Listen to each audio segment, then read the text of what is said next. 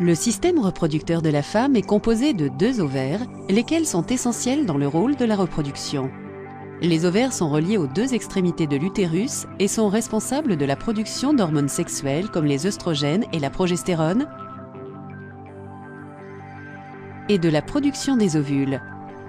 Il arrive parfois que le processus bien établi de croissance, de mort et de renouvellement des cellules soit compromis. Les cellules commencent à se développer de manière anarchique. Une tumeur peut alors apparaître sur ou dans les ovaires. La tumeur peut être soit bénigne, soit maligne. Les tumeurs malignes sont appelées cancers. Les 2 types les plus courants de cancer de l'ovaire sont la tumeur germinale et le carcinome épithélial. La tumeur germinale prend naissance dans les cellules des ovules situées dans l'enceinte même des ovaires.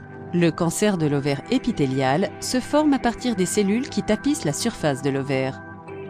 Les symptômes du cancer de l'ovaire comprennent fatigue, tension ou douleur dans l'abdomen, le bassin, le dos ou les jambes, ventre gonflé ou sensation de pesanteur au niveau du ventre et du bassin, nausées, indigestion, gaz, constipation ou diarrhée.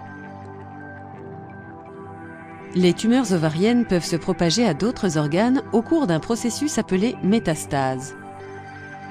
Le cancer de l'ovaire peut métastaser de 3 manières.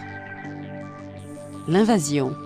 La tumeur se développe suffisamment en taille pour pouvoir envahir les organes avoisinants. La desquamation.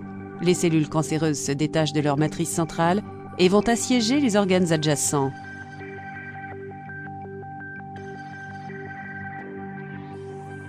La dissémination. Les cellules cancéreuses passent par le système lymphatique et atteignent les ganglions lymphatiques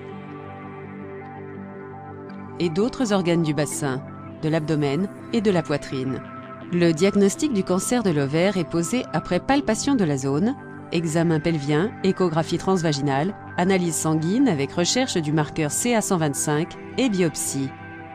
Le cancer de l'ovaire est l'une des causes majeures de décès par cancer des organes reproducteurs chez la femme, car il est souvent diagnostiqué tardivement. Le traitement de ce type de cancer comprend généralement une intervention chirurgicale pour une ablation des ovaires et de tout autre organe potentiellement touché. La chimiothérapie et la radiothérapie peuvent également être utilisées pour traiter d'autres symptômes ou complications de la maladie. Le traitement et le pronostic de ce cancer dépendent du stade auquel il est diagnostiqué.